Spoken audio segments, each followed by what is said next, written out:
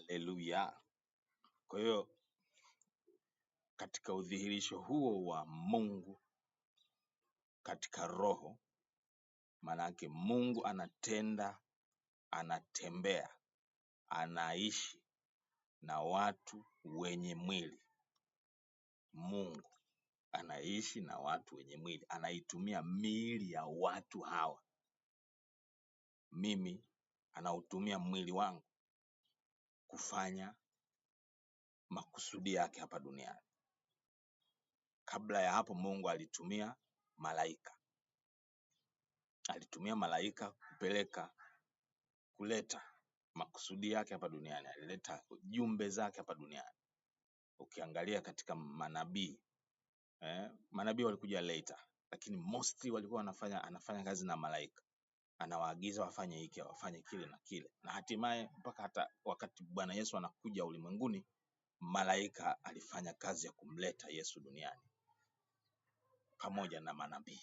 Alifanya kazi pamoja na manabii.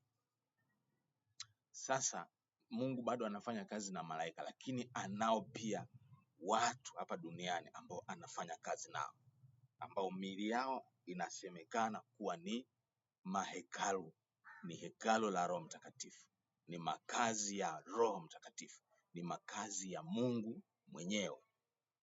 Kwa hiyo Mungu sasa amejidhihirisha kwa namna ya Mungu, lakini kupitia watu, ili afanye makusudi yake pamoja na watu. Ndio udhihirisho wa ufunuo wa Mungu uliopo sasa hivi. Kwa Mungu anatembea na watu, anafanya kazi na watu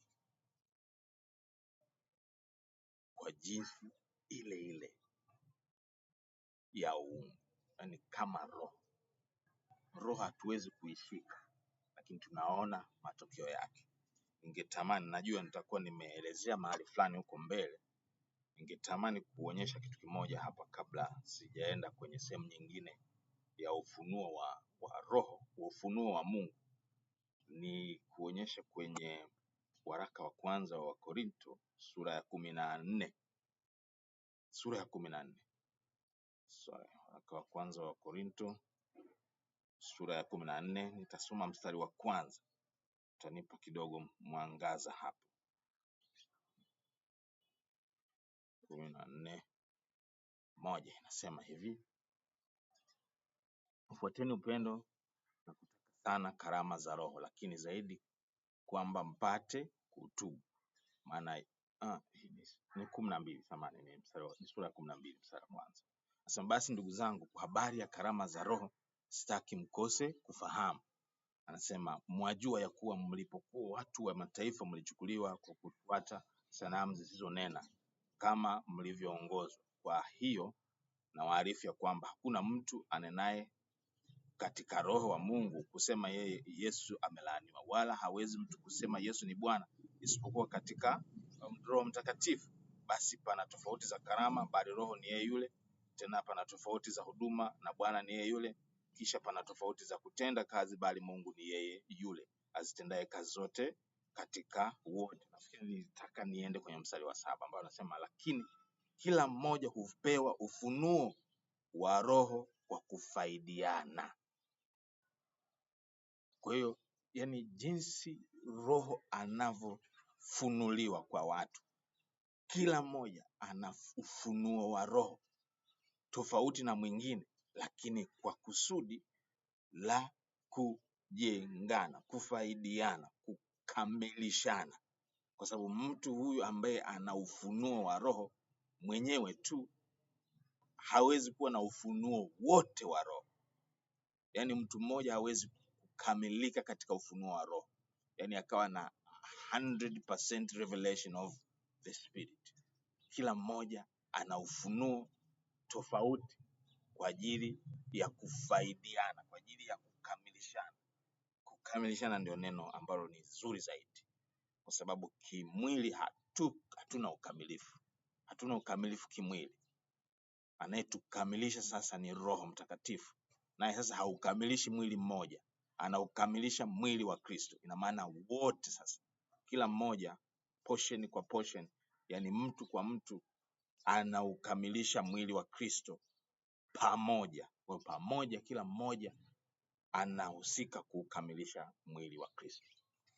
Kwa nilichotaka kueleza hapo ni kwamba ufunuo wa Roho sasa, yani ufunuo wa Roho manake ni udhihirisho wa Mungu sasa kwa namna hii ya Roho Mtakatifu ukoje sasa.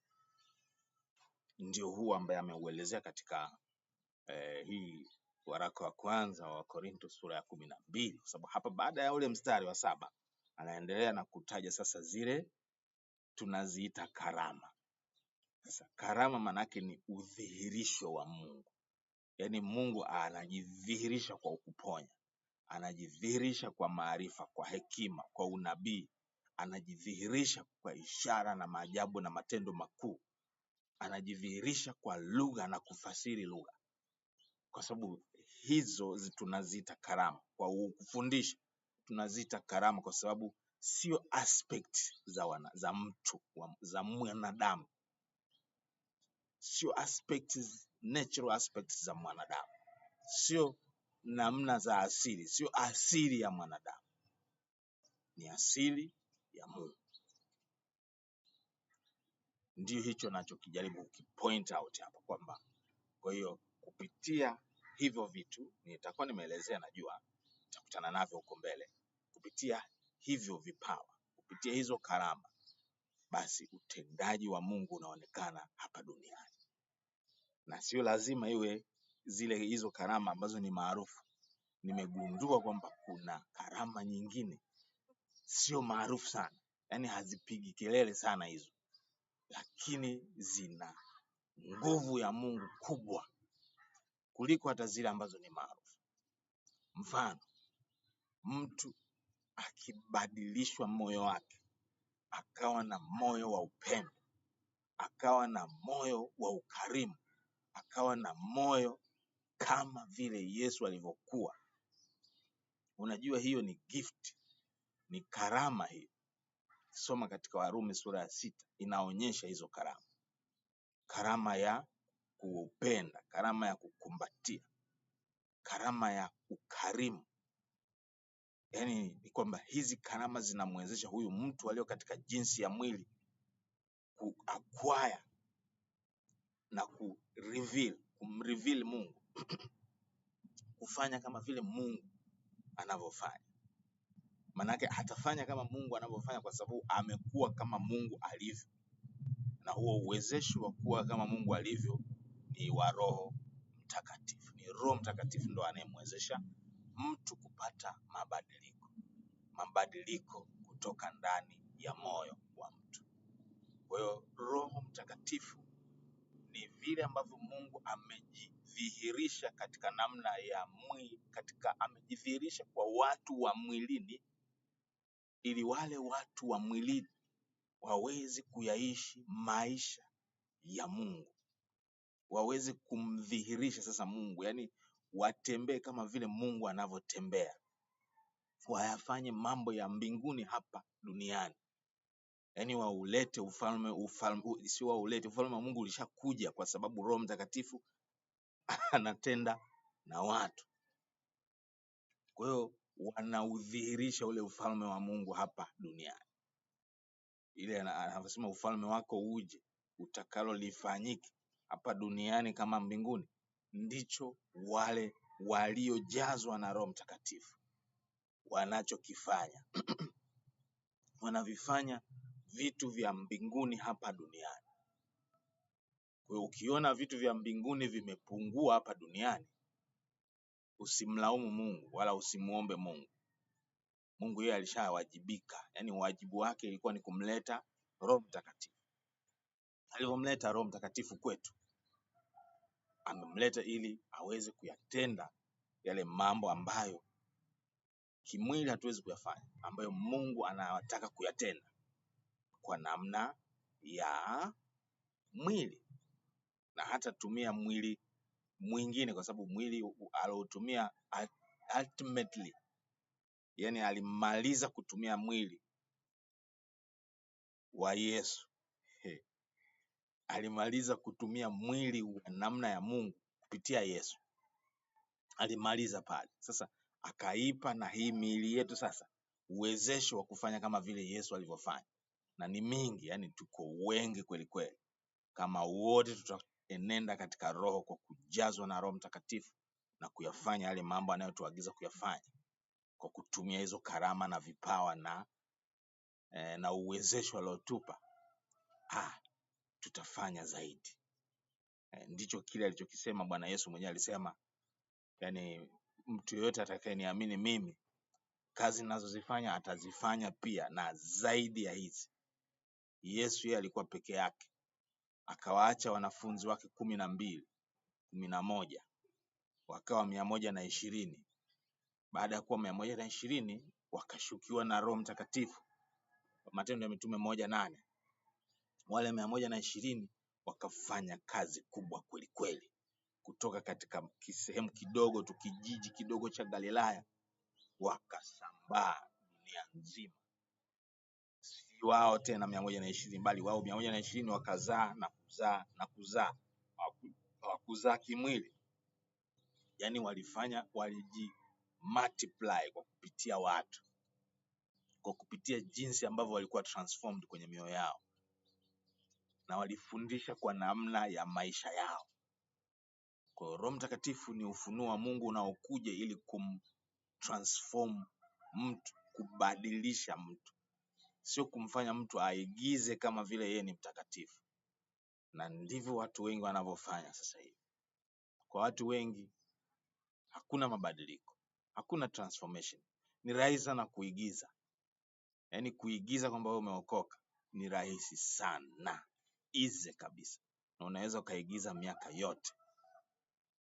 Unavaa suti, unabeba Biblia, unafanya mambo yote ya mwilini, lakini unaigiza.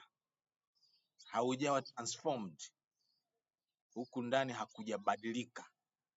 Huku ndani kumeoza, kumeharibika, kwa sababu hakuna Roho Mtakatifu ndani. Ni mwili tu. Na ukisoma kwenye Yohana sura ya 6 mstari wa 63, anasema mwili haufai chochote. Kwa kimombo anasema the body or the flesh profits nothing. Mwili ni zigo tu la uchafu ambalo halifai chochote. Likiwa peke yake tu, ni hasara tu. So ni lazima Roho Mtakatifu aje, ndipo kutakapotokea transformation kwenye maisha ya mtu, the true transformation. Nimekutana na watu wachache sana ambao wamekuwa truly transformed. Very few people. And it's inasikitisha. It's kind of a tragedy. Transformation ya kweli ya ndani ya maisha ya mtu inasababishwa na ufunuo huu wa Mungu. Yani Roho Mtakatifu ndio atakaye kutransform. Mungu akubariki sana. Tutaendelea na sehemu inayofuata.